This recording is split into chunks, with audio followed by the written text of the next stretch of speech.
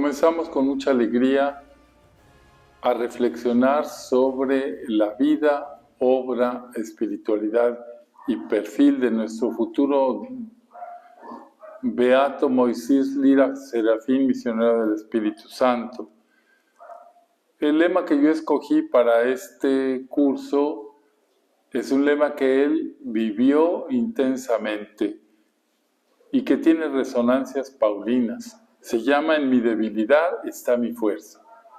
Los invito pues a comenzar este viajecito que vamos a hacer junto con nuestro beato Moisés, poniéndonos bajo la luz y la guía del Espíritu Santo, consagrándonos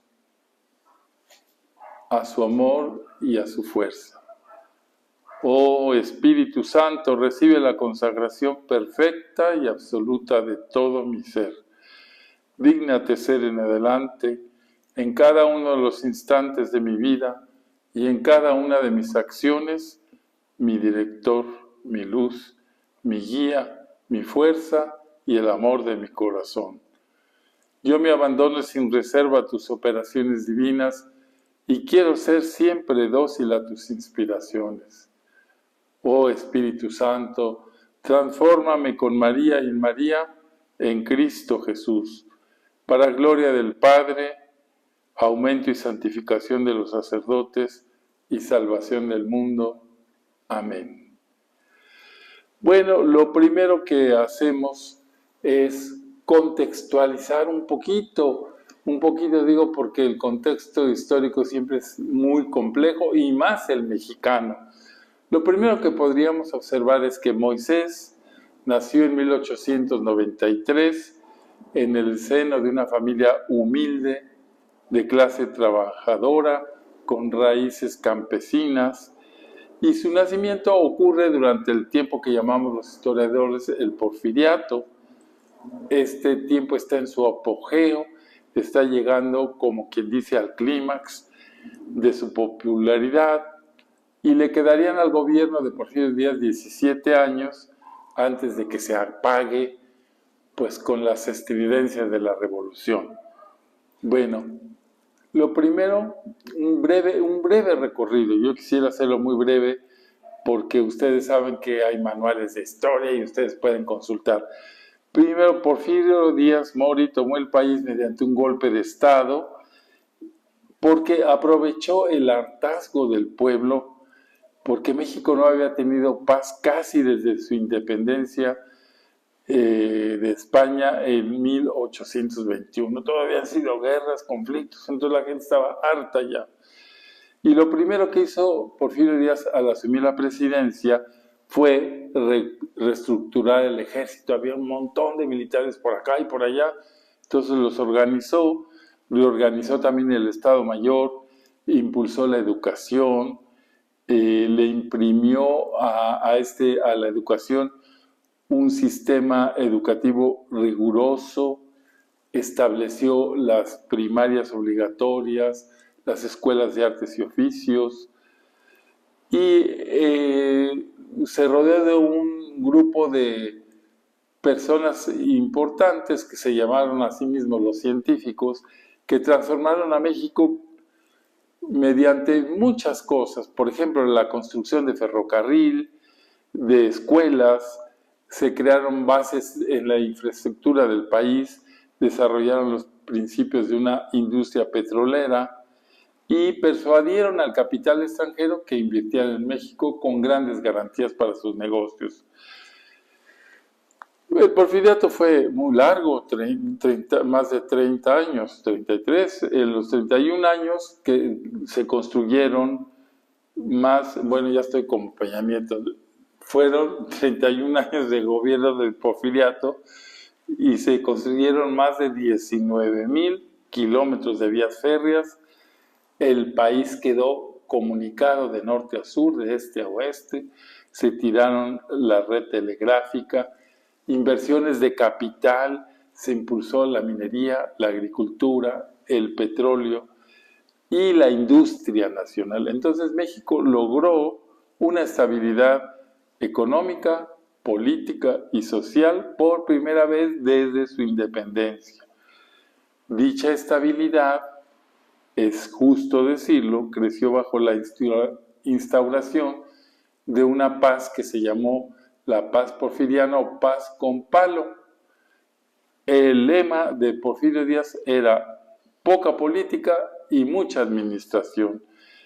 Y así se modernizó y creció la economía mexicana, pero este régimen se caracterizó por ser represivo. Cuando no funcionaban las políticas de conciliación, se recurría a la fuerza sin ningún miramiento para imponerse. Bueno, es justo decirlo que grandes cosas del porfiriato, pues en México permanecen. Se preocupó de la arquitectura, de la urbanización, de los ferrocarriles, de los puertos, de los avances científicos y tecnológicos, de las relaciones exteriores, del embellecimiento de las ciudades, pero descuidó un armonioso crecimiento político y social y permitió la explotación de los pobres. Entonces, cuando uno ve la capita externa era muy hermosa, pero la base estaba minada con esa explotación. Bueno, un balance rápido del porfiriato. México salió mejor que cuando Díaz entró, pero su política engendró una enfermedad llamada brecha entre ricos y pobres, la esterilización del pueblo en lo político y los beneficios para unos cuantos. Entonces son males muy grandes.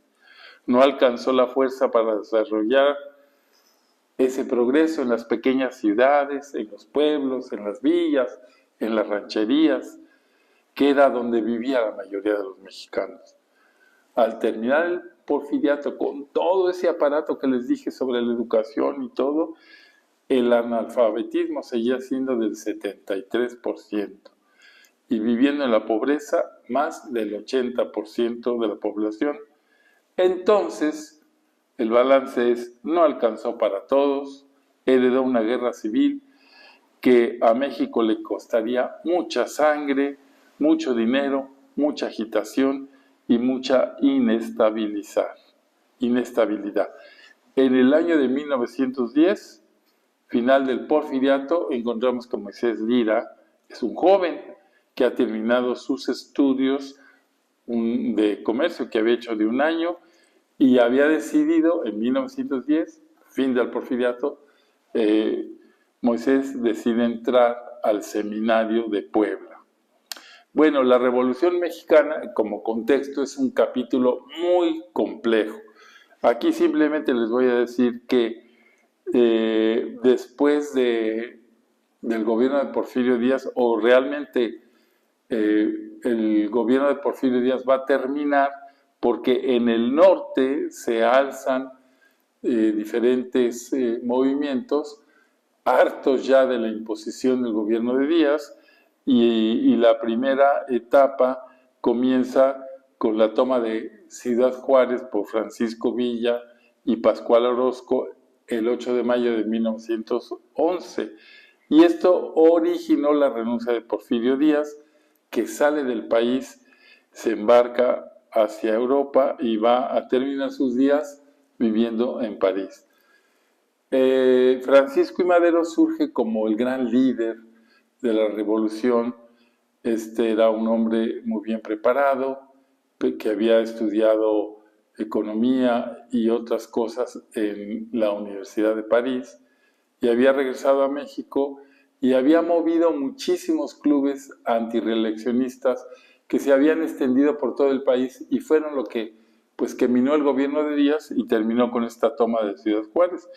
Una vez que se va Díaz al poder, se hace una elección, que es una elección libre, que por muchísimos años México no la había tenido, y entonces es elegido Francisco I. Madero. Y a pesar de haber sido elegido por una mayoría absoluta, desde el comienzo de su gobierno, Francisco I. Madero contó con la oposición de todos. Es algo, pues, que es como una paradoja, ¿verdad? Este hombre que tenía unos grandes ideales, que era verdaderamente amante del pueblo para transformar sus dolores en algo mejor, y que invirtió muchísimo de su talento y de su fuerza y de su fortuna, porque era una familia muy rica, pues terminó que cuando es elegido libremente no le dio gusto a nadie. Todos se ponen en su contra, desde Zapata, en el sur, los militares, la prensa, los católicos, porque era espiritista, los esporfidistas y el gobierno de Estados Unidos también se malquistó con él, porque él, como buen demócrata, no quería favorecer a nadie, sino a todos. Y entonces esto acarrió que la misma embajada de Estados Unidos cocinara con el embajador una estrategia para dar un golpe de Estado. En este momento que estoy hablando, Moisés hace sus primeros ejercicios espirituales y toma una serie de decisiones de ser religioso.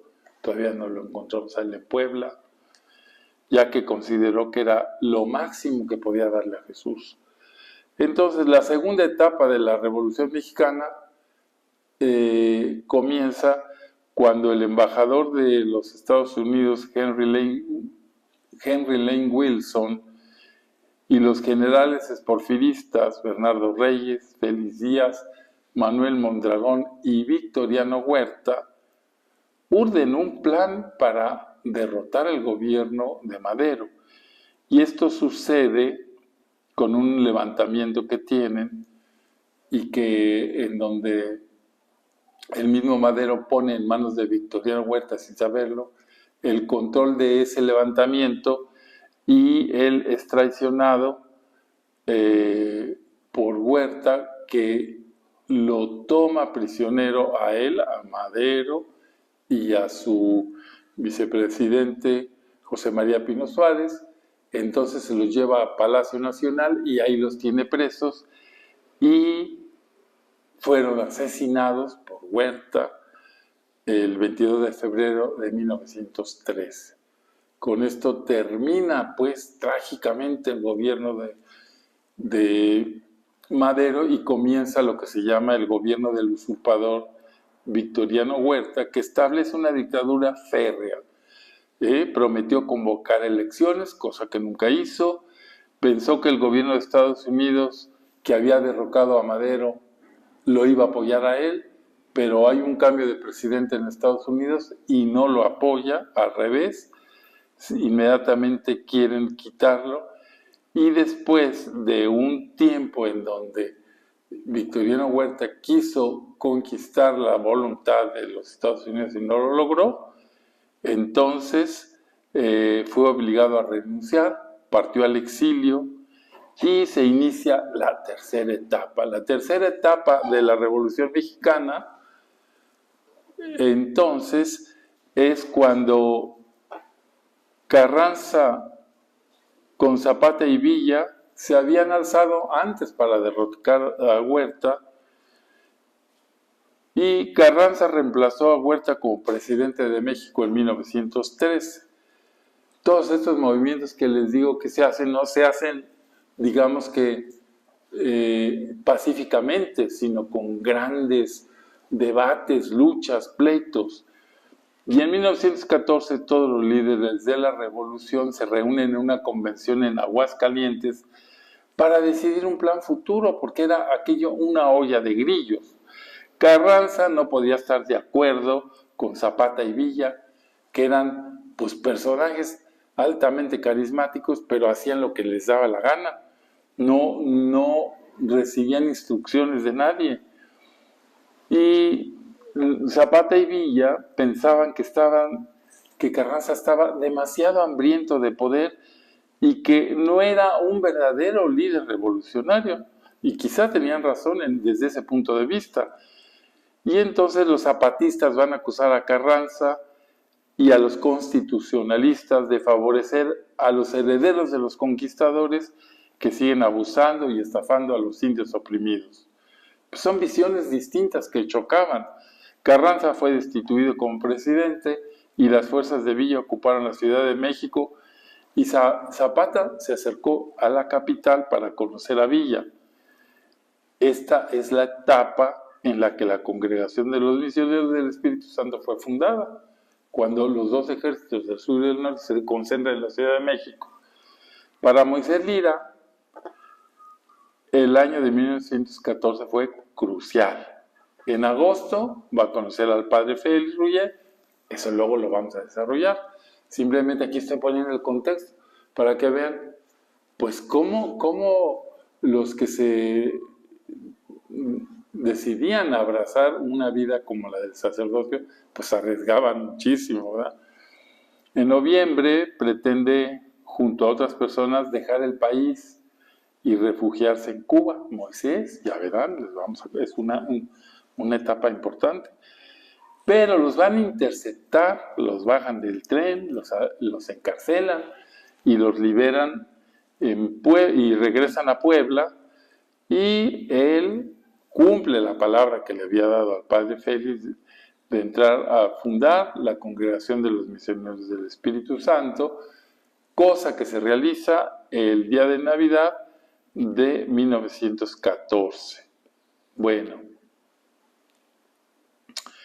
entonces, más o menos este es la primera parte del contexto de la vida de este hermano nuestro que vamos a ir conociendo más. Lo primero es que nos situemos en el porfiriato. Recordar que el porfiriato quiso establecer una paz y lo logró a garrotazos.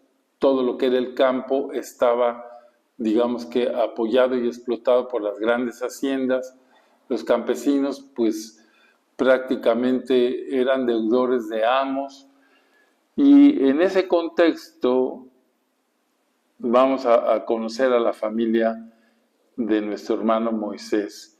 El 10 de junio de 1879, en la parroquia de San Pedro Zacatlán, Pedro Lira se casa con Juliana Serafín, que era originaria de un barrio ahí, Zacatlán, que se llama Tlatempa.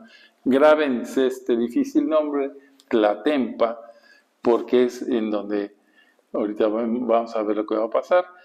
Ambos, tanto Pedro como Juliana, eran procedentes de familias sencillas, humildes. Estamos hablando de gente pobre, no era gente relevante, no habían ido a universidades, no tenían títulos, no eran familias conocidas, no, era gente humilde, pero gente de una fe muy arraigada. Ellos dos se van a establecer en el territorio de la mamá de Juliana, Tlatempa, que era, como digo, un barrio de Zacatlán, y tuvieron 7 hijos. Esta familia se fundó: Jovita, Miguel, Hermelinda, Aurora, Lidia, Benjamín y Moisés. Entonces, de todo este cuadro familiar, en ese ambiente campesino, digamos, incontaminado de muchas cosas, de una familia sencilla y pobre, pero con una gran fe, van a ser Moisés, el último de la familia. Pedro, el papá, era profesor de instrucción primaria. Entonces, bueno, vamos a ver, aquí hay un dato importante, porque si estábamos hablando antes en el contexto que el 73% de los mexicanos eran analfabetas, y en el medio campesino en que nos vamos a encontrar, y en una familia pobre, encontramos a este señor que, además de ser campesino, era profesor de instrucción primaria. Es un dato importante. Y él colaboraba con el párroco Francisco Javier Hernández, que, aprovechando las concesiones que Porfirio Díaz daba a la iglesia en materia educativa, Porfirio Díaz trató de montar todo un sistema educativo en donde había un programa, ¿verdad? Pero se daban cuenta, lo que dije antes, que no llegaban a los barrios, a las villas, a las rancherías. Entonces él dijo, pues, o permitió que la iglesia tuviera sus escuelas parroquiales. Entonces esa concesión la usaba el párroco Francisco Javier, y le pidió al papá de Moisés que él estableciera la escuela parroquial. Y entonces se fueron ahí, en Zacatlán, había un convento que estaba en ruinas, y ahí medio lo arreglaron, y entonces fundaron una escuela que se llamaba La Divina Providencia, nunca mejor título, y ahí alternaba su profesión de profesor de escuela primaria parroquial con sus actividades de campesino, cultivando las tierras. Estas actividades pues eran también el apoyo para el sustento de su familia de 7 hijos, a los cuales poco a poco los hijos se irían sumando, digo, al trabajo campesino. La mamá de Moisés, doña Juliana Serafín, como ama de casa, pues a qué se podía dedicar sino al cuidado de sus hijos, a los quehaceres de la casa, a preparar la comida, lavar la ropa, atender a los chiquillos. Y esta familia humilde, de buenas costumbres, pues gozaba del aprecio de los vecinos del barrio donde vivían. Ah, son los hijos del profesor, son los hijos de don Pedro. Pues todo el mundo conocía a don Pedro por ser el profesor. Y acuérdense ustedes que en esos ámbitos rurales, siempre las personalidades más importantes del lugar son el párroco, el alcalde y el profesor. Entonces, bueno, en ese ambiente nos encontramos, y entonces Moisés va a nacer en ese barrio de Tlatempa, como ya lo dije, el 16 de septiembre de 1893 a las 5 de la tarde. Fue el menor de 7 hermanos de ese matrimonio. Poco se sabe acerca de sus hermanos, casi pues, no sabemos nada, solamente algunos datos de la hermana Hermelinda, que destaca ella en las memorias de Moisés, porque fue la hermana que estuvo más cercana a él cuando murió su madre. Ahorita vamos a ver esto.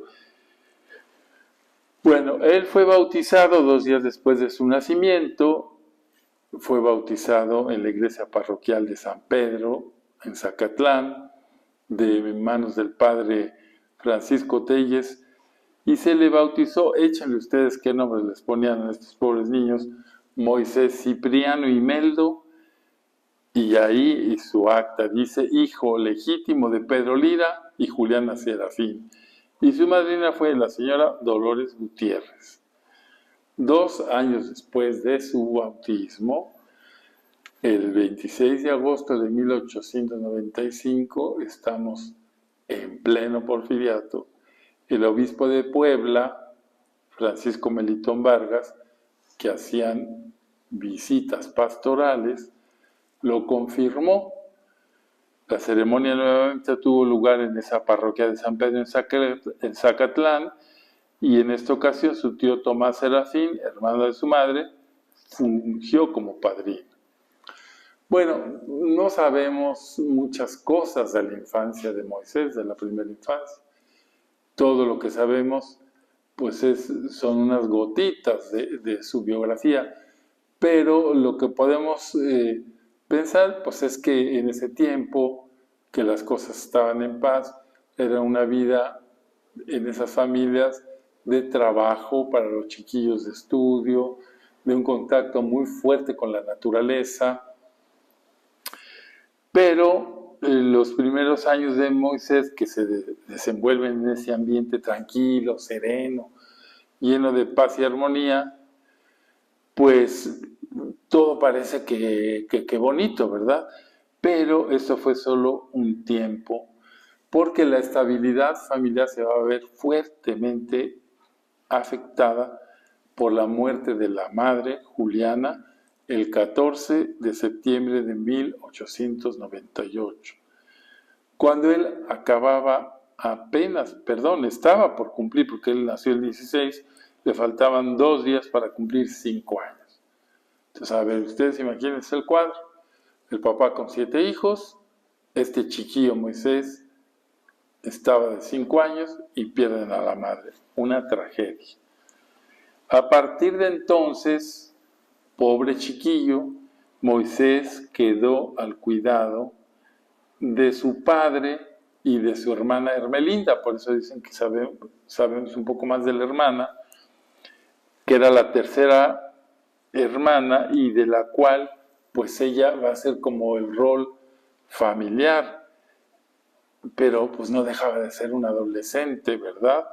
Entonces, Ermelinda se va a volcar especialmente con el chiquillo, por ser el más pequeño, por tener pues más debilidad, se puede decir, y por su parte, el viudo Pedro, pues, ¿qué les digo? Pues se quedan los papás que tienen muchos hijos, se quedan viudos. ¿En qué están pensando? Pues en cómo sustituir aquel hueco, yo me imagino. Por más que haya querido a sus niños, pues tenía unas responsabilidades muy fuertes en relación a su trabajo como maestro y en relación a su trabajo como campesino. Entonces sucede que Pedro pues cree que sus niños tienen que estar donde él esté, y ahorita vamos a ver qué es lo que sucede, porque entonces inician una vida itinerante. A la muerte de Juliana, pues la familia pues siguió ahí donde estaba, porque ahí estaba la escuela, pero después comenzó una vida mucho más difícil, porque aquí hay una cosa que yo estudiándola digo, ¿por qué fue así? ¿Por qué este señor, padre de Moisés, don Pedro, era tan fiel al párroco Francisco Javier Hernández que a donde él se moviera el párroco, pues se movía el profesor? Y yo pienso que eran como varias cosas, ¿no? Yo creo que lo primero es porque eran amigos, lo segundo es porque se conocían mucho, y lo tercero es porque de esa manera Pedro aseguraba que no le faltara trabajo.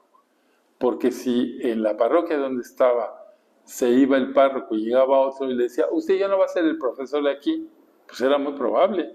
Entonces se estableció como una especie de pacto de honor entre ellos dos, el párroco y Pedro, de tal manera que cuando se trasladaba el párroco, acostumbraba a llamar a su fiel colaborador para que él se hiciera cargo de la escuela parroquial.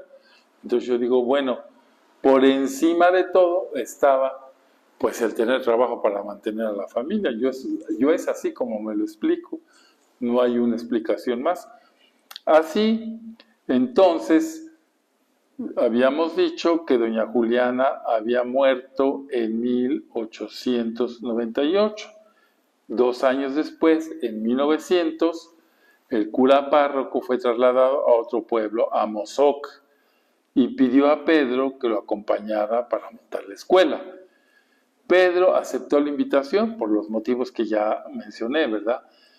Y entonces la familia Lira Serafín deja Tlatempa, que era la tierra de la mamá y que era el lugar donde habían fundado la familia, y se van a trasladar, pero deciden no hacerlo todos juntos, ya que el señor cura pues no podía ofrecerles tampoco grandes cosas para atender a toda la familia. Entonces Pedro decide internar en Puebla a Benjamín y a Miguel, que eran los hermanos mayores, y a Ermelinda se la lleva para que cuidara a los demás atendiendo a los asuntos de la casa. Entonces, pues aquí hay un dato también muy fuerte, ¿verdad? Que a partir de 1900 la familia de Moisés se disgrega. Esto, aunque esté escrito así sencillamente, pues quiere decir que hay grandes pérdidas. La familia se disgrega, Moisés tiene 7 años de edad, ya había sufrido la pérdida de su madre y ahora, además del dolor que le causa ese éxodo, dejar la tierra de su madre, a sus amigos, su escuela, a sus familiares, ahora tenía que aceptar la separación de los hermanos, compañeros que habían sido de juego y de aventuras. Entonces, habiéndose instalado ya en Amozoc, Pedro inmediatamente se puso a las órdenes del párroco para organizar la escuela parroquial y nuevamente se queda ahí como director de esa escuela, ¿no? ¿Qué va a suceder en Amozoc? Tampoco sabemos grandes cosas. A ver, pienso, es una familia muy sencilla, tienen poca movilidad en cuanto a que no van afuera a estudiar o que no hacen grandes viajes. Pues entonces son cosas que realmente no se documentan. Cuando Moisés llega a Mozoc, aproximadamente a los 7 años, en compañía de su padre y de su hermana Hermelinda, ahí vivieron pues en un medio, vamos a decir, un poquito más elevado, más urbanizado que Zacatlán, que era más rústico, más campesino, más primitivo. Comenzó entonces a ir al catecismo, a la escuela parroquial, Moisésito, y recibió la instrucción cristiana de Hermelinda, que secundaba lo que veía en el catecismo, y lo preparan para la primera comunión. Además, Moisés era acólito del señor cura, es decir, en las mañanas que celebraba misa el padre Francisco Javier, pues ahí estaba Moisés haciéndola de monaguillo. Los acólitos o monaguillos, pues se tenían que aprender las respuestas en latín, entonces tendrían que ser un chico avispado, ¿verdad? Y entonces también Moisés le ayudaba al papá en los recados ahí en el colegio o en la escuela y también pues contribuía en los trabajos de la casa. O sea que desde niño tuvo responsabilidades. Bueno, hizo su primera comunión y por primera vez sucedió algo imprevisto en el momento de la preparación de su comunión. Resulta que la cocinera se levantó tempranito y vio al chiquillo que ya estaba preparado para iniciar la comunión y se le ocurrió muy maternalmente darle un jarro de café. Entonces rompió el ayuno eucarístico y ese era un motivo suficiente para que no hiciera su primera comunión como estaba previsto con el grupo de niños de la parroquia, por lo que tuvo que hacerla al día siguiente. Bueno, aquí yo quiero hacer una observación personal, pues son las estricteces, ¿verdad? Imagínense un niño de 7 años que va a hacer su primera comunión y que se toma unos traguitos de café. Bueno, yo aquí les tengo que contar una experiencia familiar. Nosotros somos de una familia de 9, entonces nos cuentan a nosotros que cuando Ponchito, mi hermano, iba a hacer la primera comunión, pues todavía estaba el ayuno eucarístico de 12 horas.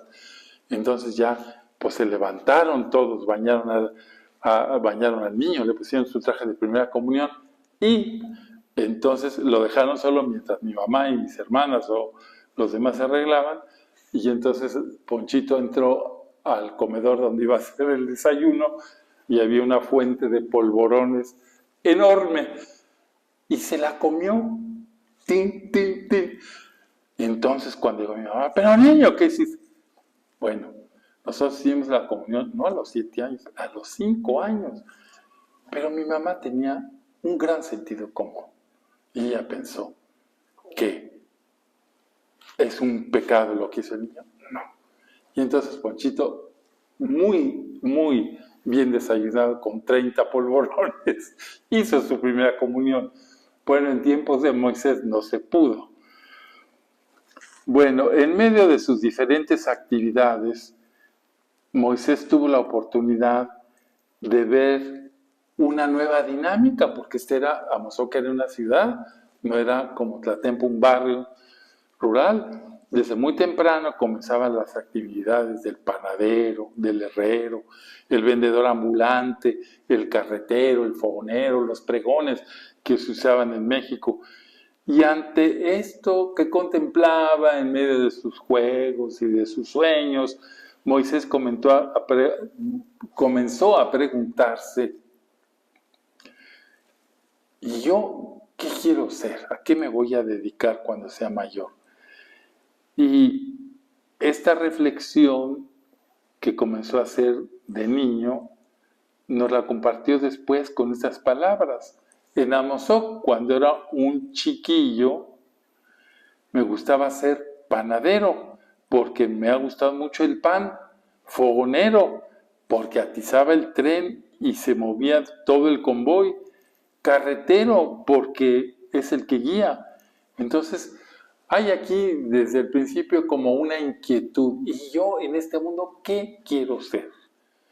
A los 4 años de estancia en Amozoc, recordamos que llegó a los 7, Hermelinda, su hermana, contrajo matrimonio, hecho que a Moisés pues lo marcó, vamos a decir en palabras pobres, no le gustó, pues aunque siguió viviendo con ella, ahora tenía que compartir el cariño y las atenciones con su cuñado.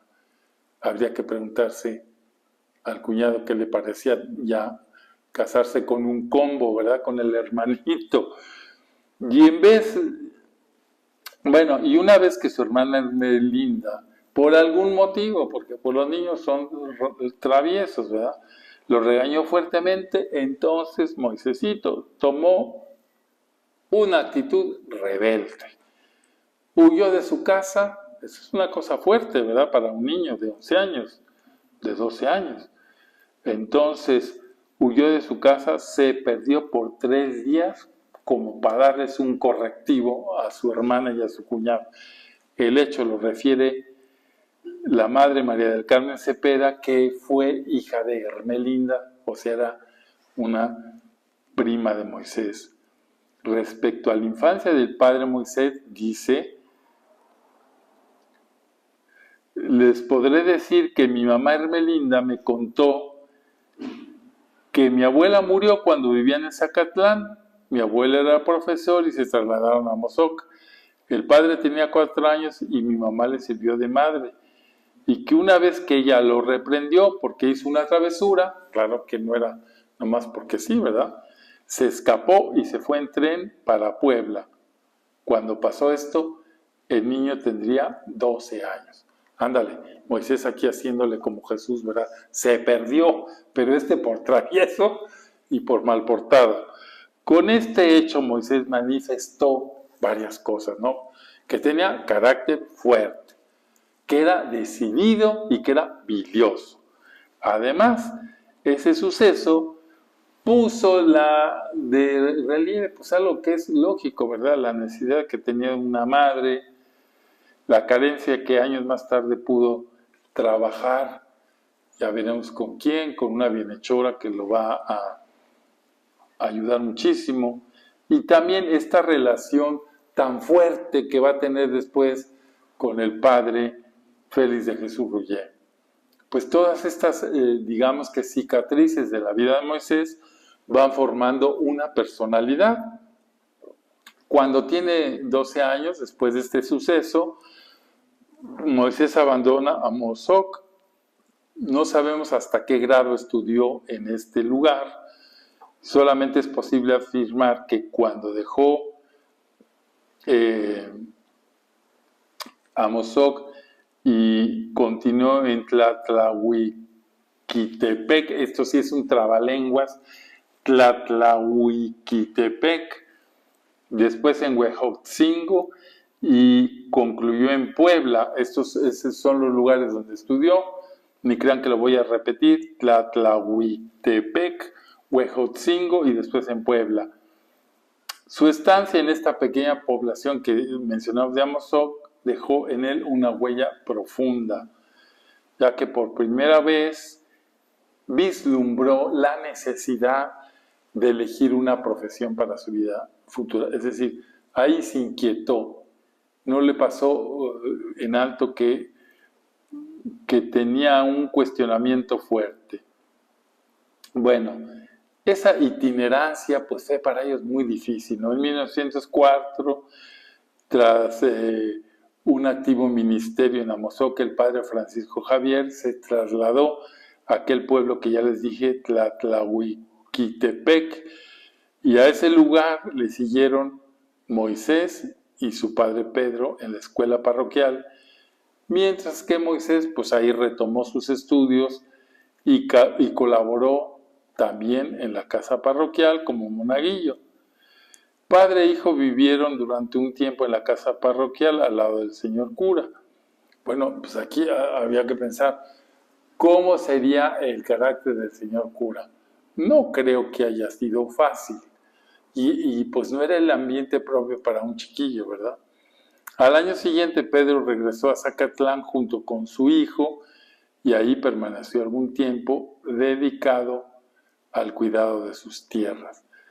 Moisés volvió entonces a disfrutar de la vida familiar, gozó durante un poco tiempo porque en 1906 el párroco don Francisco Javier Hernández quedó a cargo de la parroquia de Huejotzingo y como en otras ocasiones, pues se trasladaron a aquella ciudad.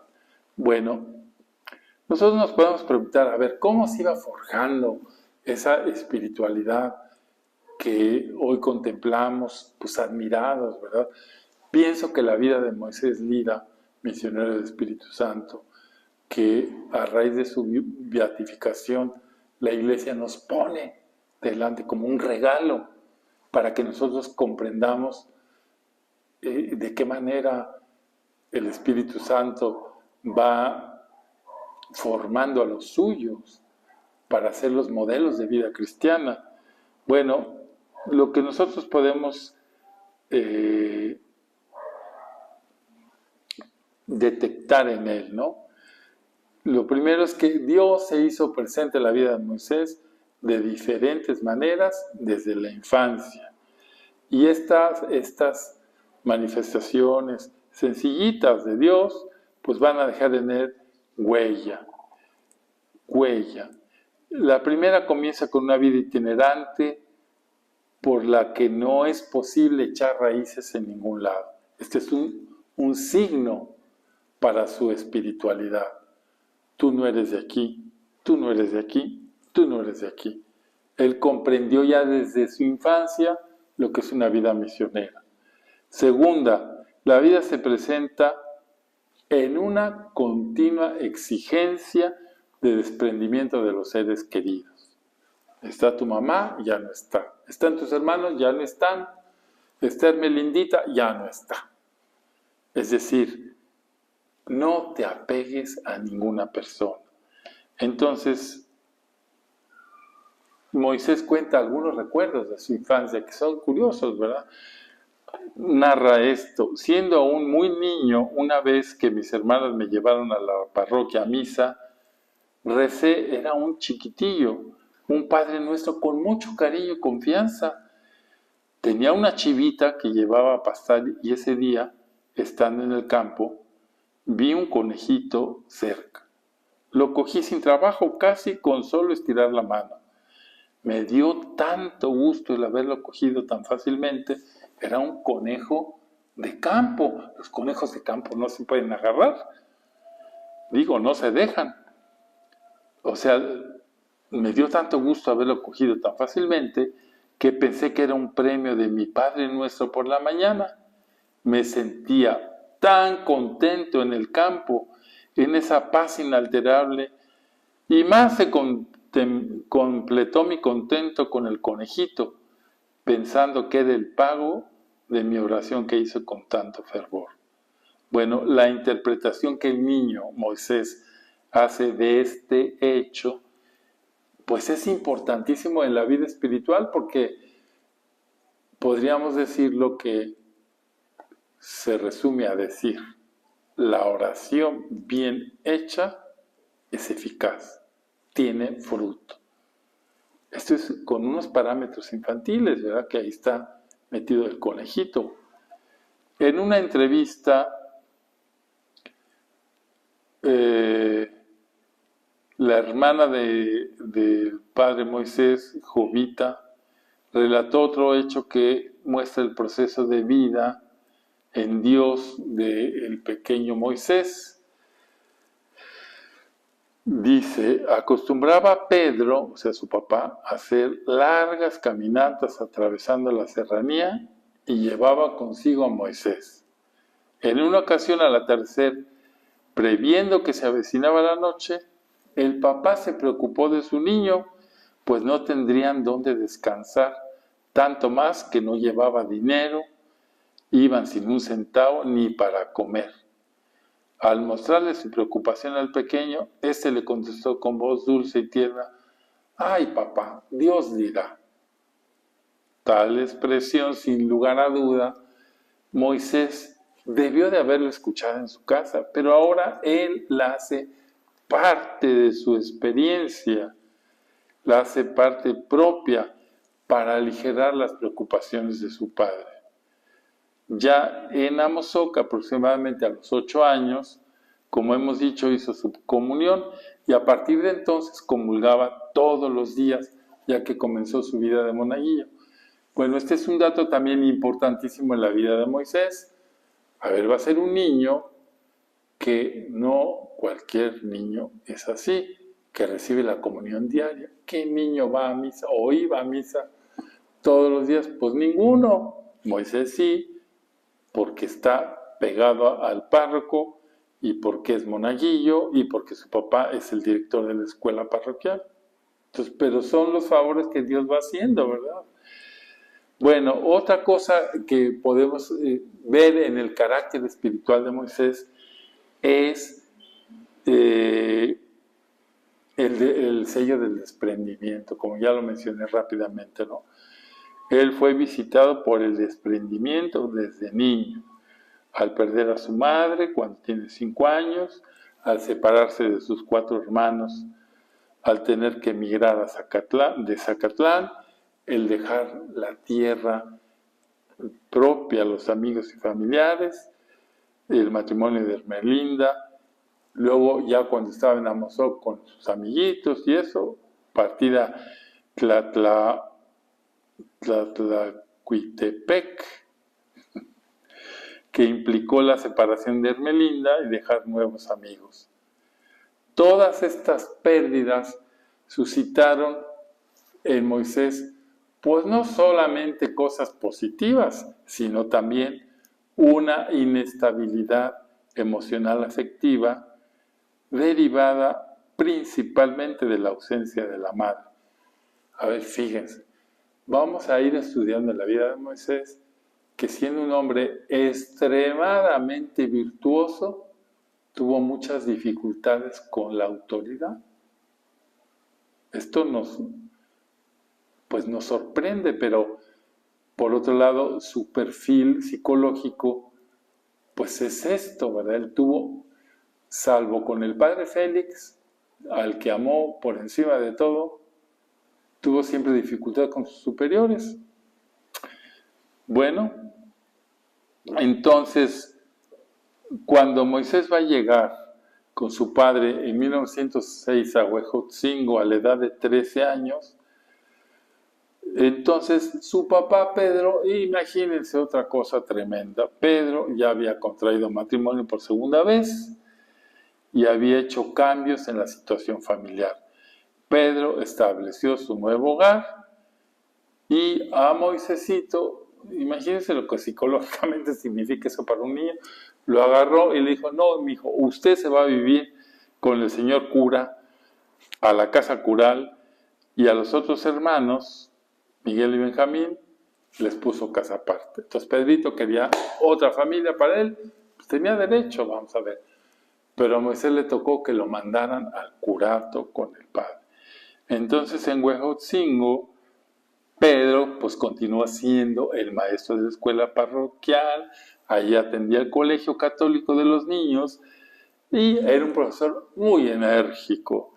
En el lugar había además un colegio de niñas que dirigían las hermanas Josefinas y había también una escuela de gobierno. Entonces en ese lugar, en Amozoc, eran esas 3 escuelas.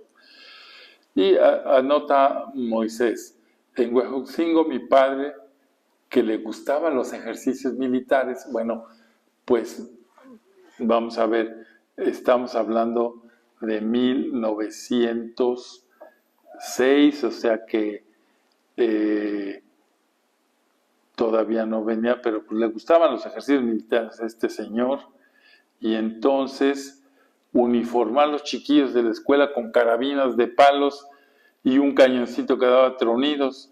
Yo tocaba el clarín Mi padre mandaba y hacía un simulacro, yo dominaba a todos con el jardín a las señales de mi padre.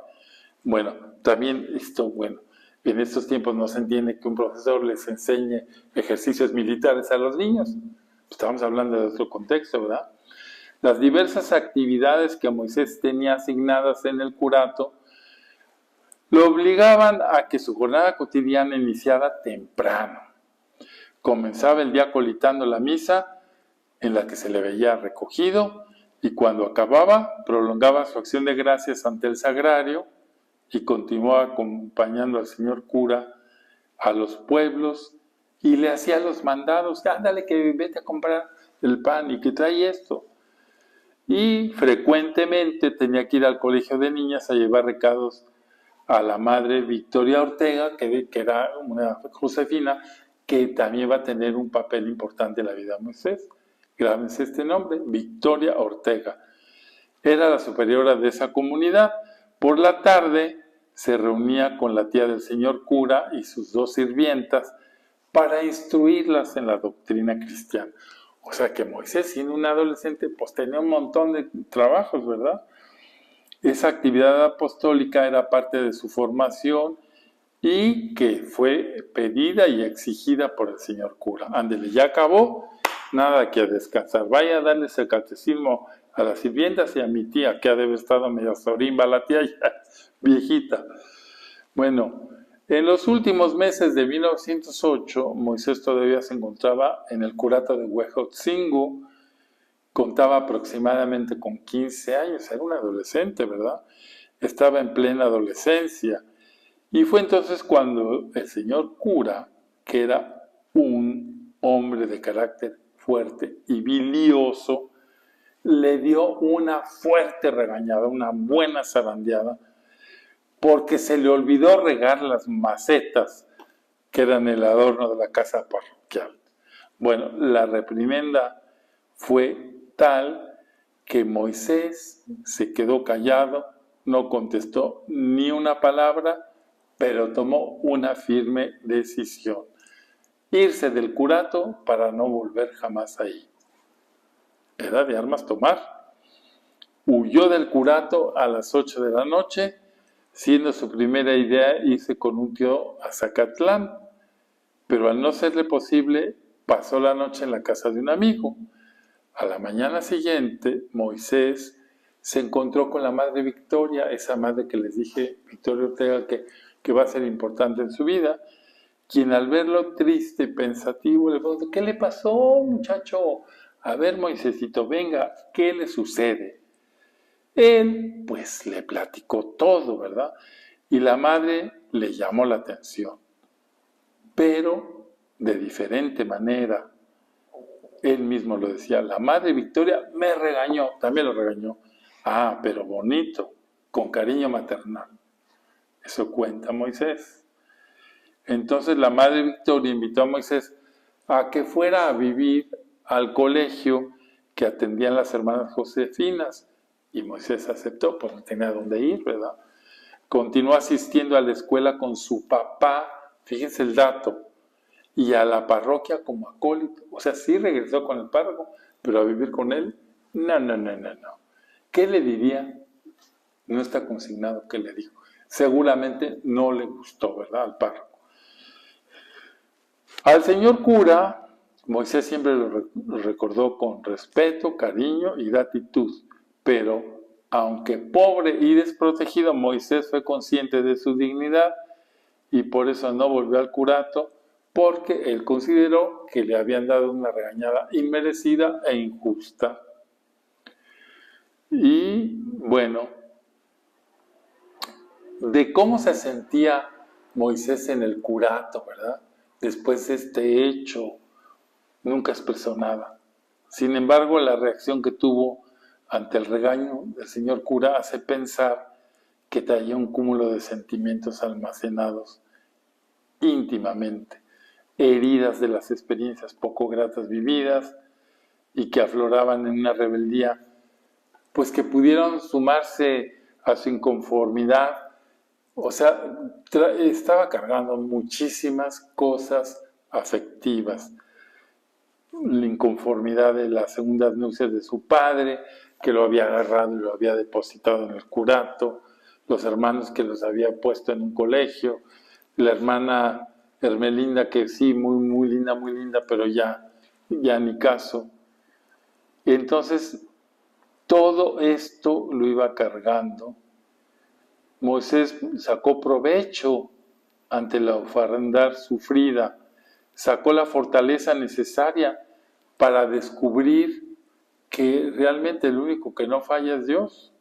La gracia de Dios puso en su camino a personas que poco a poquito van a irle restañando esas heridas, como la Madre Victoria, como Petra Munive, que ya después veremos quién es y qué papel tuvo en su vida, que lo van a ayudar a no quedarse encerrado en su dolor, sino que lo impulsaron a superarse y a dar respuesta al plan de Dios, porque Dios tenía un plan para él. Entonces Victoria le dijo, no, a ver, no se ponga, usted lo regañaron, pues bien merecido, tranquilidad, no vuelve, pero usted no se puede quedar ahí. Entonces lo regañó maternalmente, pero le hizo ver que tenía que superar eso. Y en esa crisis se da cuenta que su actitud impulsiva de dejar el curato quizá no fue la más indicada. Y por eso, dejando de lado el sentimiento visceral, con profunda humildad, pues decidió asistir a la parroquia colitar. Es decir, tenía un compromiso y no lo perdió. En ese contexto difícil en que decide volver a tomar una decisión sin antes pensar, orar y consultar, es un consejo sabio que recibió de la Madre Victoria y que acogió para toda su vida. O sea, no decidas visceralmente, piensa, ora y decide. La Madre Victoria se interesó por el porvenir de Moisés. Fíjense aquí cómo Dios va poniendo personas que se vuelven como ángeles en la vida de otros, ¿verdad? Pues, ¿qué tenía que ver aquel chamaco, pobrecito, campesino? Porque vio en él cualidades muy particulares. Su inteligencia despierta, su sencillez, una gran ingenuidad, mucho candor, amor a la Eucaristía y deseos de enseñar a los demás lo que sabía de Dios, porque él sabía que le daba el catecismo a las sirvientas y a la tía. La madre se preguntó si tal vez ese muchacho no tendría vocación para el sacerdocio. Sin dejar pasar mucho tiempo, la madre le preguntó directamente, no nomás caviló, sino dijo, oye, ¿te gustaría entregar tu vida a Dios y a los hombres en el sacerdocio? Y Moisés le contestó con el candor que siempre tuvo, sí, sin titubear, pero añadió un toque de realismo. Su padre no podría sostenerle los estudios. Entonces la Madre Victoria le dijo, no te preocupes, a ver, vamos a ver, yo te voy a poner en contacto con una señorita muy piadosa de Puebla. Acuérdense que Amozoc está en Puebla, la capital de Puebla es Puebla. Y entonces esa señorita, Petra Munive, acostumbraba a becar jóvenes de escasos recursos que tuviesen vocación al sacerdocio. La señorita Petra Munive era una soltera, diríamos solterona, será muy despectivo, una mujer mayor, soltera, que económicamente estaba muy bien acomodada, era de la alta sociedad de Puebla, era sumamente piadosa, de nobles sentimientos, y esta mujer, en lugar de gastarse el dinero en tonterías, se dedicó a apoyar a gente de bajos recursos para que accedieran al sacerdocio. Entonces ella aceptó ayudar a Moisés. Y no solamente eso, sino que le dijo, bueno, que se venga a vivir a mi casa, yo le pago los estudios y solamente le voy a poner una condición, atención a la condición que le puso doña Petra Munive, que renuncie completamente, que Pedro renuncie completamente a su hijo y que Moisés aceptara espontáneamente esa libre decisión para que ella pudiera protegerlo. ¿Por qué hizo eso Pedro? O Petra. ¿Por qué hizo Petra? Usted que renuncia a su padre. Pues porque ella pensaba que el papá, con esa vida itinerante, con esa vida que tenía, no podía favorecer la estabilidad ni emocional, ni afectiva, ni ninguna estabilidad en su hijo. Entonces, ¿cómo le cayó esto a Moisés? Pues no sabemos, pero yo creo que duro. Miren, la madre Victoria, que era la gestora de todo esto, a quien don Manuel Márquez, que era el jefe político de Huejotzingo, debido a su carácter dominante, apodó la madre Pistolas, ya sabrán quién era la madre Victoria, fue quien se encargó de hacer todas las gestiones, proponer a Petrita que aceptara a Moisés, con Pedro convencerlo que renunciara a la patria potestad por el bien de su hijo, y con Moisés ayudarlo a que clarificara su vocación. El muchacho solamente puso una condición. Él dijo, yo sí, si mi padre acepta. Si él no quiere, yo no. Entonces, a finales de 1908, Pedro, acompañado de la madre Victoria, llevó a Moisés a Puebla para entregárselo a su bienhechora, quien lo recibió con cariño maternal. Es un paso durísimo. Ustedes imagínense que se podía cocinar adentro de Moisés este hecho, ¿verdad?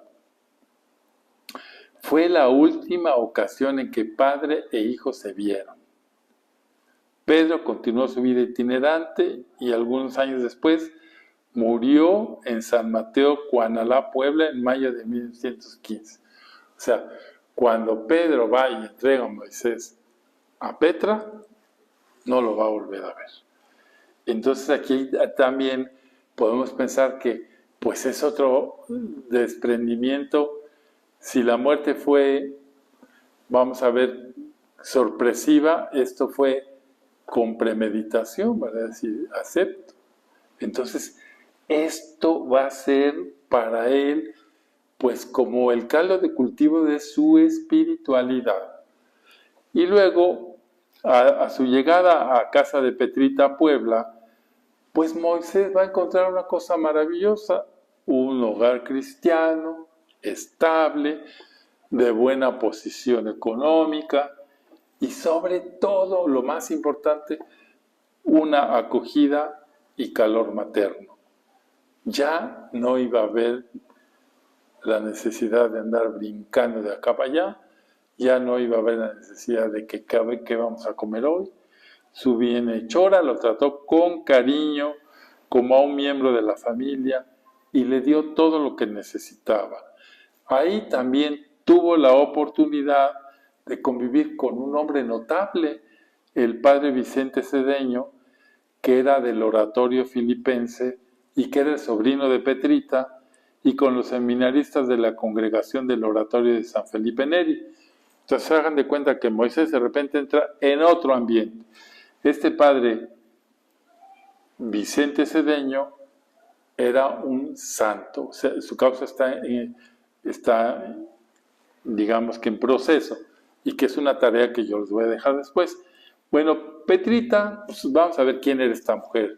Era una señorita mayor, piadosa, pertenecía a la Asociación de Hijas de María, era seria, formal, exigente, de esas mujeres chapadas a la antigua, ¿verdad?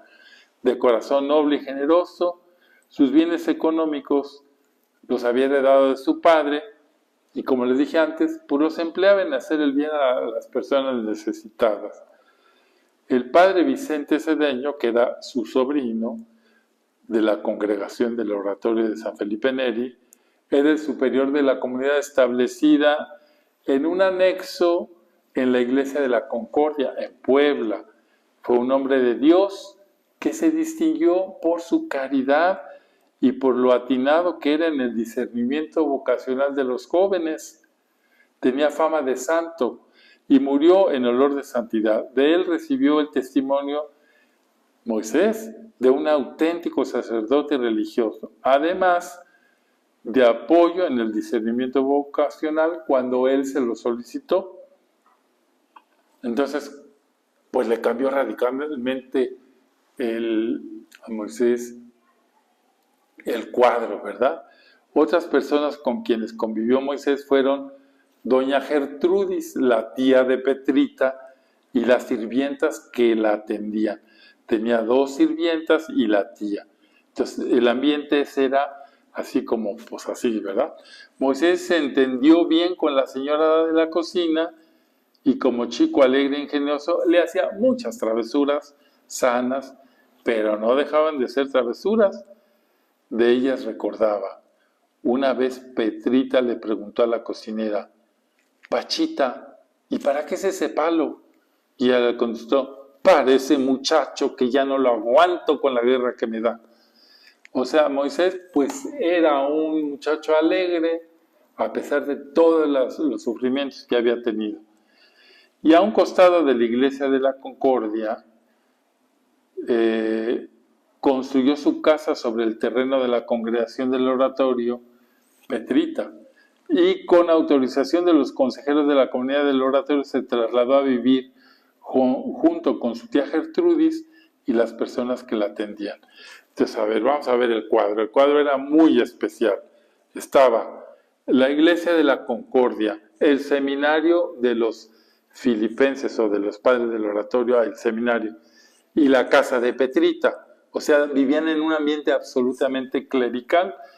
Por su parte, Moisés, en su nuevo hogar, prestaba algunos servicios a la casa antes de irse a la escuela, debía ir por el pan, por la tarde regaba las plantas, daba de comer a las gallinas, asimismo ayudaba en la iglesia en lo que se ofrecía como poner la cera a los candiles, arreglar para las festividades, tocar las campanas, encender las velas, dar aire al órgano, etc.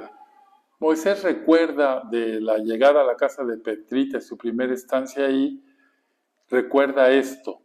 En los primeros días que llegué con Petrita, me mandó con los hermanos de las escuelas cristianas. Me pareció admirable cómo nos explicaban la religión. Esas cosas que nosotros no sabíamos. El misterio de la Santísima Trinidad fue lo primero que comprendí, lo primero que me impresionó. De vuelta a la casa, les repetía la doctrina oída en la escuela a las criadas de Petrita. Bueno, nosotros podemos ver cómo este chico tiene una gran sensibilidad religiosa, ¿no? Le hacen vibrar estas cosas de la religión. Y pues además se distingue ya en ese ambiente muy seguro, afectivamente estable, entonces se distingue por su carácter alegre, juguetón, bromista. La vocación de Moisés tuvo un proceso, como toda opción de vida, y estuvo acompañada de dudas, incertidumbres, idas y vueltas, pero a muy temprana edad la experiencia le había enseñado que nunca debía decidir sin reflexionar, orar y consultar, que fue el consejo de la Madre Victoria, esta Madre Pistolas. Fue entonces cuando Moisés se acercó al padre Vicente Cedeño, que ya habíamos hablado, para hablarle de su vocación y pedirle ser admitido en la congregación del oratorio. A ver, él estaba metido en ese rollo, pues vivían en el mismo patio, se puede decir. El padre, conociendo a Moisés y haciendo uso del don del discernimiento que lo caracterizaba, le señaló: a la congregación del oratorio, no. Y eso que él era el superior. Yo te diré lo que Dios quiera de ti. Y siendo misionero del Espíritu Santo, después Moisés comentó al padre José García Islas: yo tuve muchos deseos, yo quise irme con ustedes, pero el padre Cedeño me dijo que no. También Petrita deseaba que Moisés se fuera con los del oratorio. Ella en varias ocasiones según nos decía el padre, le había dicho que por qué no aceptaba a Moisésito aquí, que era tan bueno, que era tan listo, ¿por qué no lo aceptaba? Y el padre Cedeño contestaba, porque Dios quiere otra cosa de él, decía. Ante la opinión del padre Cedeño, el acuerdo con Petrita fue que Moisés iniciara sus estudios en el seminario palafoxiano, que era el seminario arquidiocesano de Puebla, que fuera alumno externo. No sería miembro de la congregación del Oratorio de San Felipe. En todo lo económico continuaría dependiendo de Petrita, y su tutor sería el padre Vicente Cedeño. Tomada la decisión, Petrita fue quien presentó al padre Enrique Sánchez Paredes, que era el rector del seminario. Grábense este nombre, Enrique Sánchez Paredes, después va a ser el segundo arzobispo de Puebla y va a ser muy, muy amigo de Monseñor Ibarra y de Concha Cabrera. Bueno, entonces toma a Moisés, lo lleva con don Enrique Sánchez Paredes, y el rector del seminario, que era el director espiritual de Petrita, el señor Sánchez Paredes, cuenta a Moisés, me examinó la vocación. Y el padre Leparí también me hicieron abrir las Sagradas Escrituras y leer. Fíjense cómo eran los exámenes vocacionales. Y me dijo el señor Sánchez Paredes, ¿con qué quieres ser padrecito? Sí, contesté. ¿Quieres ser papa?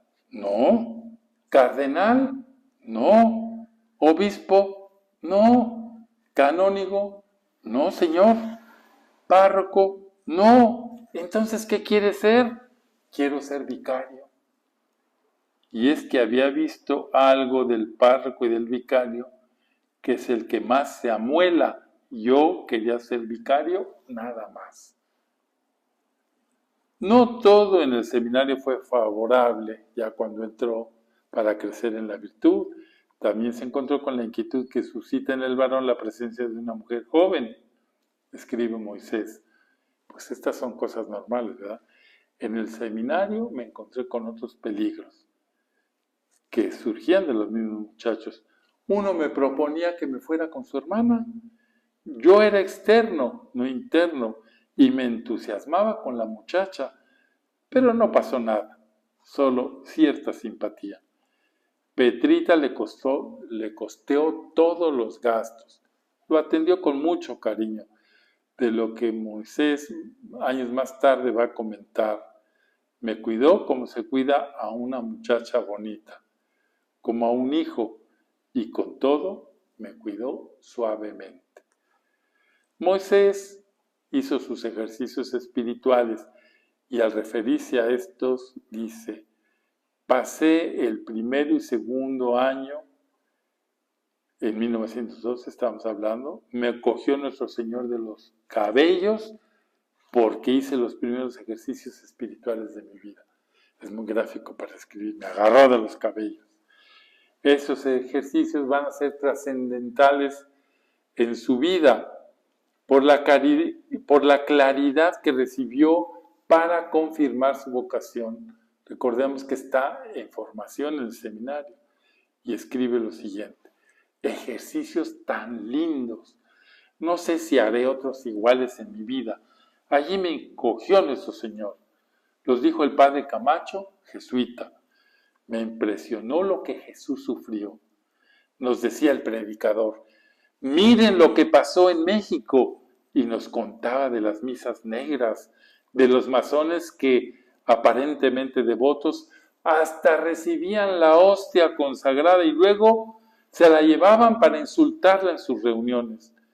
Yo sentí con esto que me partió el alma. Y luego la pasión, nos decía el padre Miguel, todo lo que ha sufrido Jesús por ustedes. Yo, con el pensamiento, lo veía caído en un charco de su propia sangre, azotado. Esto me puso loco, me decía yo. Eso es lo que Jesús ha hecho por mí. ¿Y yo qué hago por él? A partir de entonces, de que lo toca fuertemente la gracia, comenzó a confesarse con los jesuitas por considerar que su lugar estaba con ellos. Entonces, pues, como estaba que del oratorio no, y que pues los jesuitas, me confesaba yo con los jesuitas porque tendía ya a ellos.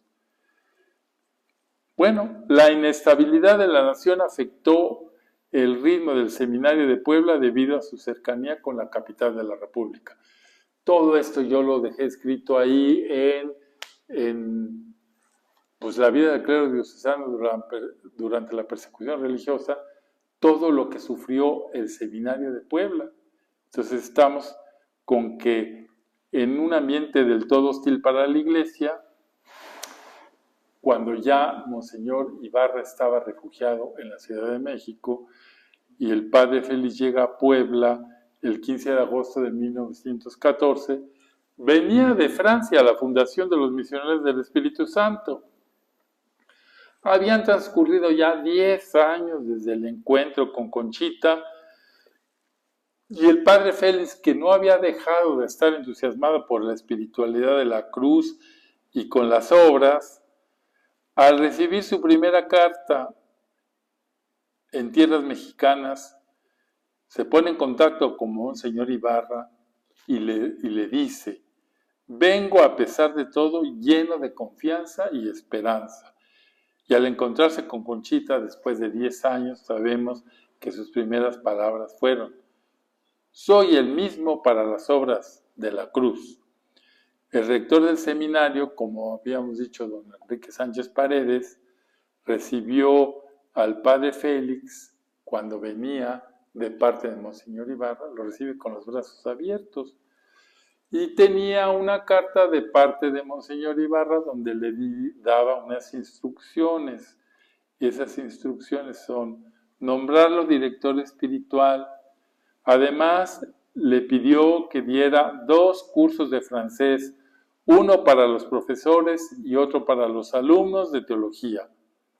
El motivo por el cual el padre Félix tuvo la oportunidad de relacionarse con un significativo grupo de sacerdotes y seminaristas a quienes compartió su ya próxima misión, la fundación de los misioneros del Espíritu Santo, a la que sin lugar a dudas les invitaba a formar parte. Entonces él reunió a los sacerdotes, a los seminaristas. El 25 de agosto el padre Félix se trasladó al seminario de los filipenses, donde fue acogido por el padre Vicente Cedeño, quien pidió al joven Moisés durmiera en el tránsito, que era una especie de pasillo angosto que se encontraba a la entrada de las celdas, para que él, Moisésito, atendiera al padre Félix en lo que se pudiera ofrecer mientras estaba hospedado ahí. Y fue por esta circunstancia que el padre Cedeño acostumbraba a decirle, así entre broma y broma, al padre Moisés: a la puerta de su habitación recogió usted su vocación. Fue en esta ocasión en que Moisés y el padre Félix Rouillet, o sea, no fue en el seminario, sino fue en el de los filipenses, se conocieron, y fue desde entonces que Moisés se sintió atraído por la fuerte personalidad del padre Félix. Y fíjense lo que escribe. Un día me dice Petrita: ya tenemos confesor, es el padre Rouillet. Antes yo ya lo había visto. Entró al seminario y en el cancel de la puerta del seminario, entre la puerta y el cancel, me encontré con él y me gustó su figura esbelta, la figura del padre, como que me dieron un toque al corazón. Moisés cuenta: nuestro padre Félix habló a los seminaristas acerca de la vida religiosa, del sacerdocio, de las misiones, y entonces, fíjense la palabra que usa, orilló a los seminaristas a que le contestaran el que quisiera seguir la vida religiosa. Les hizo ver la dignidad de la vocación sacerdotal religiosa, los valores de esta, y nadie levantó la mano del grupo de seminaristas. El padre Moisés, que era uno de esos seminaristas, se quedó mirando y me platicó él. Yo no tenía ganas, nada de ganas, pero me impulsó esto. ¡Qué poco, hombres! Yo levanto la mano. Y levantó la mano. Bueno, si nos vamos a la experiencia del padre Félix, fue lo mismo. Cuando llegó aquel misionero marista y estaban 400 chiquillos y que les dijo, ¿quién quiere venirse a las misiones? Y el padre Félix dice que nadie levantó la mano y él levantó la mano y dijo, ¡mua! Pues aquí se repite esta historia. Al término de la charla con los seminaristas, Moisés comentó al padre Félix el motivo de por qué había levantado la mano. El padre Félix lo invitó a que lo pensara y transcurridos unos días volvió a abordarlo preguntándole, ¿qué hubo? ¿Qué dice? A lo que Moisés le respondió, pues lo estoy pensando. Moisés fue clarificando en una actitud de profundo discernimiento. Me iba yo a mi cuartito, cerraba todas las puertas, me ponía a oscuras y de rodillas pensaba, ¿con los de San Ignacio o con el Espíritu Santo? Pues la comparación está bárbara, pues yo creo que el Espíritu Santo es más, ¿verdad? Y hasta me dormía de tanto pensar. Por fin abría las puertas. Encontró en el señor Enrique Sánchez Paredes, rector del seminario, un confidente. Había entablado una relación cercana con él y fue este a quien le confió su inquietud de irse con el padre Félix. Bueno, como ya les dije, don Enrique Sánchez Paredes quería muchísimo a doña Concha Cabrera y quería muchísimo al padre Félix.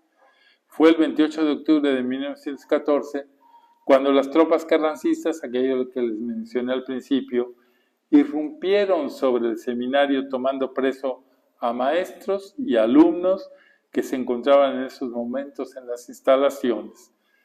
¿Qué habrá sido para los seminaristas que entre una tropa de salvajes armados hasta los dientes y avasallen sus instalaciones y se los lleven a la comisaría?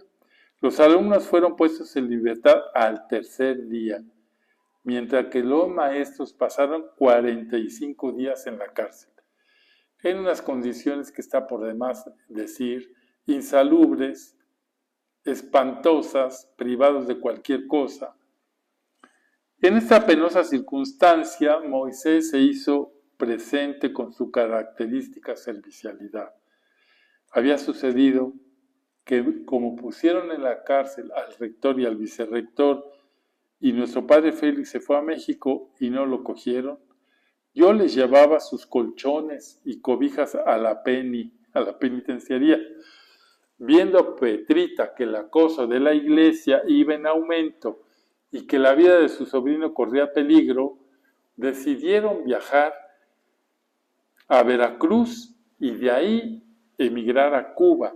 Pues es que la sociedad estaba completamente patas para arriba, ¿verdad? Donde esperaría que la situación del país cambiara.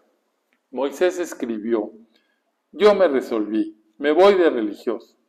Ahora me voy con Petrita a Veracruz. Al llegar me echo un barco y me huyo de ellos y me voy a buscar donde haya religiosos. En noviembre, el grupo integrado por los padres del oratorio de San Felipe Neri, Vicente Cedeño y Manuel Campos, Petrita y su tía, el licenciado Francisco García Cano y Moisés, abordaron el tren rumbo a Veracruz, pero fue detenido en Soledad, Veracruz. Moisés afrontó la experiencia con entereza y valentía. Así nos relata. Imagínense lo que sería esto. Él tenía 17 años. De Puebla a Veracruz nos fuimos en un tren y llegando a la Soledad a las 8 de la noche, Unos viejos que iban repartidos en el carro pararon el tren. Se subieron unos soldados y gentes, y esos viejos fueron a ver a los padres y los bajaron. Al ver que los bajaban a todos, me bajé yo también. Ya abajo, rodearon de soldados a los padres, al licenciado, a Petrita y a su tía, y yo hice por meterme también en el cerco de los soldados. Me dieron un empujón y dijeron, muchacho, lárguese de aquí, sáquese. Pero yo dije, vengo con ellos también. Y me metieron y nos llevaron presos al cuartel. Nos pusieron en el corredor. La soldadesca de Carranza nos interrogó uno por uno. Acabaron a la 1 de la mañana. Esto era en 1914, Soraya Macías. Nos quitaron todo. Yo leía Fabiola. Fabiola es una histórica novela sobre el martirio, ¿verdad? Para fomentar el valor por dar la vida por la religión. Nos registraron, me quitaron mi libro y los 3 centavos que llevaba. A los padres y a Petrita 5,000 pesos en oro se los quitaron. A mí me dijeron horrores, pero yo no me dejaba, les contestaba, me amenazaron, te vamos a encerrar. Y yo, para que sepas, y yo todavía les dije, no, porque es pecado. Petrita me decía, cállese muchacho, no vayas a decir esto, no digas lo otro. Y yo les decía, yo no sé decir mentiras. Me preguntaron, ¿y para qué estudias? ¿Para sacerdote? Les dije, y lo veía que no debía decir, les respondía, yo no sé. ¿Qué vas a hacer en Veracruz? Me pusieron la viborilla porque me preguntaron, ¿por qué los han detenido? Y les contesté, por odio a la religión y no por otra cosa, viejos sinvergüenzas. Me pusieron también lorito porque les contestaba todo y por mi inocencia. Me vieron hasta los zapatos, nos desvistieron, nos tuvieron a la 1 de la mañana con una centinela de vista, nos dejaron en el corredor sin cenar y ahí pasamos toda la noche. Hasta mediodía del día siguiente se les ocurrió darnos de comer. Nos llevaron a una fondita con la patrulla. Nos volvieron al cuartel y en la noche nos llamaron por lista. Nos formaron, nos hicieron traer nuestras cosas y nos llevaron fuera de la ciudad oscureciendo la noche. Nos dio miedo y todos se confesaron. Y Petrita quería que yo me confesara, pero yo no tenía miedo porque nada habíamos hecho y no nos podían matar. Ya en el monte, en Despoblado, me dijo Petrita, ¿no tienes miedo que te maten? Si no hemos hecho nada. Pero ¿y nuestros pecados? Agregó Petrita. Bueno, esa es otra cosa, le dije. Llegamos al campamento de soldados y nos llevaron a una ladrillera. Bueno, esa es toda una narración que va a terminar con que los sueltan. A los padres se los llevó el señor cura, a Petrita y a su tía las mandaron a un asilo, y un muchacho que había ido a Puebla le pidió a Petrita que le diera dinero de lo que le devolvieron, y nos fuimos los dos. Volvimos a Puebla, nos cortaron el tren a Huamantla, llegamos a Puebla en las Posadas, ya próximas el 25 de diciembre de 1914. No sabemos la fecha en que Moisés partió a Veracruz y los agarraron, no lo sabemos. Simplemente sabemos que regresaron próximos a la Navidad. Con el desconcertante resultado de ese viaje a Veracruz, a Moisés se le olvidó que tenía una cita el día 20 con el padre Félix, pero a los pocos días de haber regresado recibió un recado del señor Enrique Sánchez Paredes, donde se le decía que el padre Félix estaba de regreso en Puebla y que lo andaba buscando. Se encontraron en el seminario. Moisés le confirmó su decisión de irse con él y el padre Félix le notificó que la fundación se haría el 25 de diciembre en la Ciudad de México. A partir del día 23, él tendría que partir el 23. a la Ciudad de México y tendría que comunicar su decisión a Petrita y dejar arreglados sus asuntos. De la puntualización que hizo el padre Félix del día de la partida y de la trascendencia que tuvo Moisés en ese encuentro en que recibió la primera bendición de muchas que vendrían después, de quien sería su padre y guía espiritual por 23 años, expresó.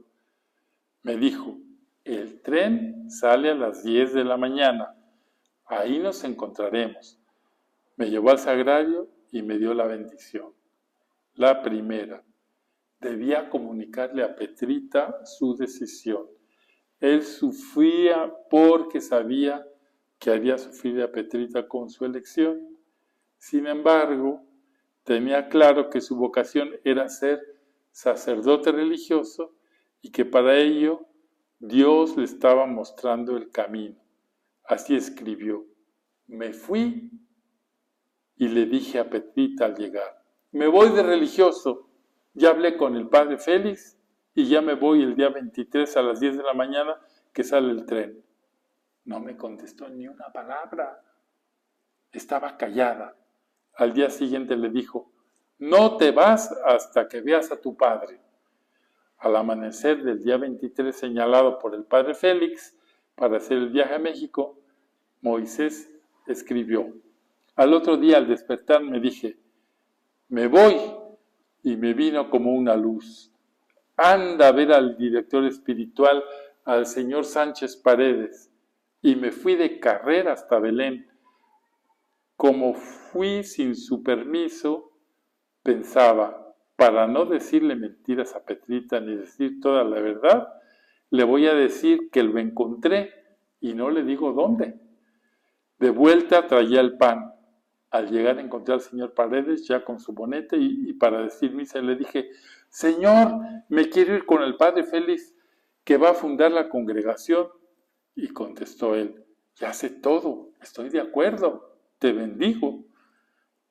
Pero figúrese que Petrita no me quiere dejar ir. Anoche me dijo que hasta que no hablara con mi padre, y él está en Cholula, me dijo, dile a Petrita que te deje ir a la fundación y que después podrás venir y se arreglará todo, que te deje ir. Corrí con mi pan y llegué a la casa callada la boca. Eran las 7:30 y nada decía. A las 8:30 y a las 9 y no le podía decir. Andaba arreglando mis cosas. Me subí a la azotea y me dije, es lo último que les voy a hacer. Estaba resuelto. Y a las 9:30 y no podía decirle. Era ya media hora antes del tren. Por fin me atreví y le dije, cuando fui a traer el pan encontré al señor Sánchez Paredes y le dije que no me dejaba usted ir. Y me dijo que me dejara ir y que después verían. A buenas horas me lo dices, me contestó mirando el reloj. Le dije, me voy ahora, porque a las 10 sale el tren. Y a esa hora fui a buscar un devocionario, una camisa, mi capita trigueñita, me lavé la cabeza en el chorro de agua, me despedí del padre Cedeño que me dijo, ¿ya lo pensaste? Sí, deme su bendición que me deja el tren. Salí con el padre Cedeño y con él fui a pedirle la bendición a Petrita.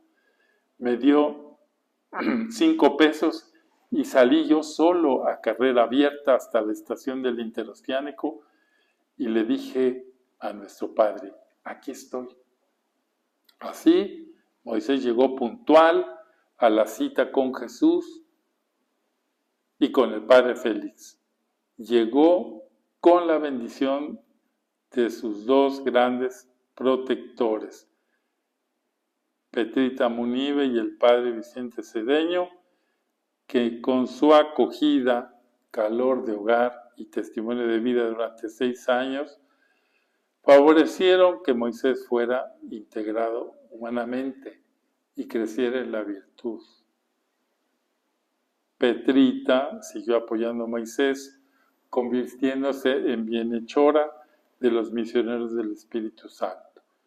El padre Félix, durante su estancia en la Concordia, es la iglesia a donde iba, tuvo la oportunidad de hacer una profunda amistad con el padre Cedeño, a quien siempre le estuvo agradecido por la acogida que le brindó cuando regresó a México. Prueba de dicha amistad fue que por mucho tiempo los misioneros del Espíritu Santo, al ordenarse, iban a la iglesia de la Concordia a celebrar una de sus primeras misas en el altar dedicado al Corazón Inmaculado de María, y el padre Félix los acompañaba. Bueno, hasta aquí este primer capítulo. Es muy extenso, pero sabemos que ustedes están conociendo ya de lleno la vida de este nuevo beato mexicano. Como tarea les dejo aquí en la pantalla las cosas que ustedes pueden realizar. Primero, buscar en las redes la biografía del padre Vicente Cedeño. Es muy interesante. Segundo, responder esta pregunta. ¿Qué es lo que más te impresionó de esta etapa de la vida del beato Moisés Lira? Y la tercera cosa, leer este breve texto del padre Moisés. Con esto terminamos la primera sección de nuestro curso.